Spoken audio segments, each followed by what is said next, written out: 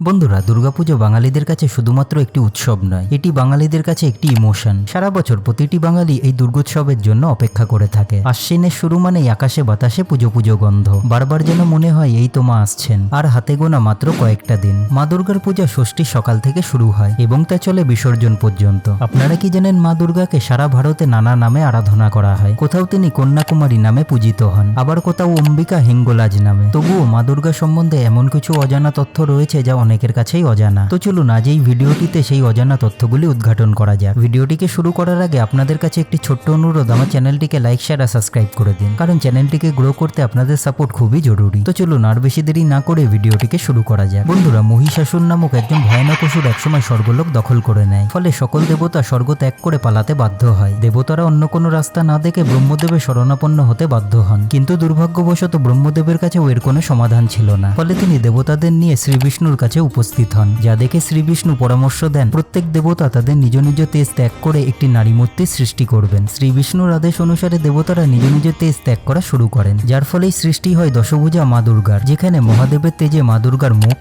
যমের তেজে মা দুর্গার চুল, শ্রী বিষ্ণুর তেজে মা দুর্গার হাত, ব্রহ্মদেবের তেজে মা দুর্গার পা, অগ্নির তেজে মা দুর্গার ত্রিনয়ন, বায়ুর তেজে মা দুর্গার কান এবং অন্যান্য দেবতাদের তেজে মা দুর্গার সৃষ্টি হয়। যার পর মা দুর্গা মহিষাসুরকে বধ করে পাপের বিনাশ করেন এবং দেবতারা নিজেদের স্বর্গলোক আবার ফিরে পান। বন্ধুরা, আপনারা সকলেই জানেন মা দুর্গার বাহন হলো সিংহ, কিন্তু যদি আমি বলি আপনাদের এই ধারণাটা সম্পূর্ণ ভুল। কারণ দেবী দুর্গা প্রতি বছর কিছু আলাদা আলাদা বাহনে স্বর্গ থেকে মর্তে আসেন এবং তার বাহনগুলি হলো নৌকা, ঘোড়া, পালকি, হাতি। এবং এই বাহন প্রদান করেছিলেন রাজা রামচন্দ্র। কথিত আছে রাজা রামচন্দ্র রাবণকে মারার আগে আশ্বিন মাসে দেবী দুর্গার অকাল বোধন করেছিলেন। ফলে তবে থেকেই প্রতি বছর আশ্বিন মাসে দুর্গাপুজোর সূচনা হয় এবং এটি বাঙালিদের প্রধান উৎসব হয়ে ওঠে। যেহেতু রাজা রামচন্দ্র এই বাহনগুলিকে প্রদান করেছিলেন, তাই দেবী দুর্গা প্রতি বছর এর মধ্যে থেকে একটির মাধ্যমে মর্তে আসেন। দেবী দুর্গার আগমন এবং কৈলাসে ফিরে যাওয়ার বাহন তিথি এবং নক্ষত্রের উপর নির্ভর করে। পুরাণ অনুসারে দেবীর আগমন এবং ফিরে যাওয়ার বাহন হিসাবে ব্যবহৃত হয় হাতি। শনি এবং মঙ্গলবারে দেবীর বাহন হন ঘোড়া। বুধবারে দেবীর বাহন হিসাবে ব্যবহৃত হয় নৌকা। বৃহস্পতি এবং শুক্রবারে ব্যবহৃত হয় পালকি। আপনাদেরকে জানিয়ে রাখি, এই প্রতিটি বাহনের সাথে জড়িয়ে আছে কিছু শুভ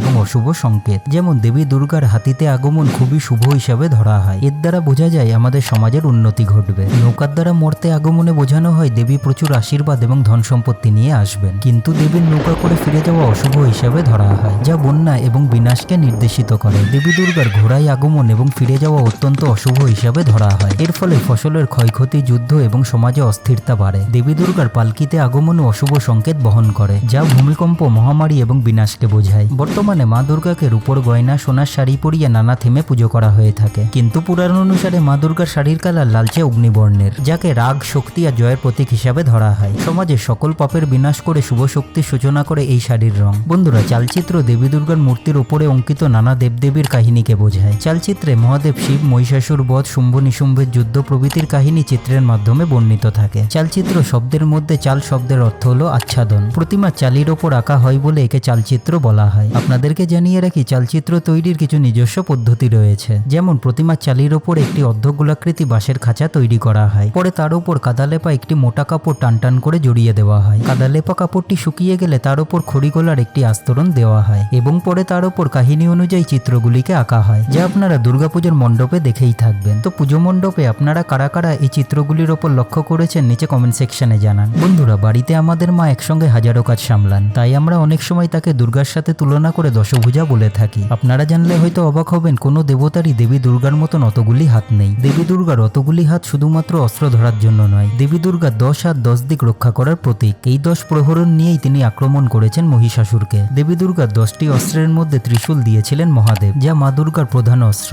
শঙ্খ দিয়েছিলেন বরুণ দেব, যা জাগরণের প্রতীক। সুদর্শন চক্র দিয়েছিলেন শ্রী বিষ্ণু, দেবীর হাতের খাড়া মোক্ষ লাভের প্রতীক। দেবী দুর্গার হাতে গদা আনুগত্যের প্রতীক। দেবী দুর্গাকে ধনুর্বাণ দিয়েছিলেন পবন দেব, যা জীবনে সঠিক পথ নির্বাচনের প্রতীক। দেবীর হাতের ঘণ্টা যুদ্ধ শুরুর সংকেতের প্রতীক। দেবীকে নাগ অস্ত্র দান করেছিলেন বরুণ দেব। দেবীকে বজ্র দান করেছিলেন দেবরাজ ইন্দ্র, এটি কঠোর এবং সংহতির প্রতীক। দেবীকে পদ্ম, কমণ্ডল এবং অক্ষমালা দান করেছিলেন প্রজাপতি ব্রহ্মা। এই তিনটে জিনিসই পবিত্রতার প্রতীক। তো বন্ধুরা, এই ছিল মা দুর্গা সম্বন্ধে কিছু অজানা তথ্য, যা হয়তো এতদিন আপনাদের অনেকের কাছেই অজানা ছিল, কিন্তু আজ মিস্টিক সাবস্ক্রাইবার সেই রহস্যগুলিকে আপনাদের সামনে উদ্ঘাটন করলো। আর কিছুদিন পরেই মহালয়া এবং তারপরেই দুর্গোৎসব। খুব শীঘ্রই দেবী দুর্গার আগমন হতে চলেছে, তাই আপনাদের সকলকে দুর্গাপুজোর আন্তরিক শুভেচ্ছা রইল এবং পুজোর গিফট হিসাবে আপনাদের কাছে একটি ছোট্ট অনুরোধ রইল, আমার এই ভিডিওটিকে যতটা পারবেন লাইক, শেয়ার আর সাবস্ক্রাইব করে দিন, যাতে মা দুর্গার এই রহস্যগুলি সকলের কাছে পৌঁছতে পারে। তো চলুন দেখা হবে আবার কোনো রোমাঞ্চকর ভিডিওতে। Take care.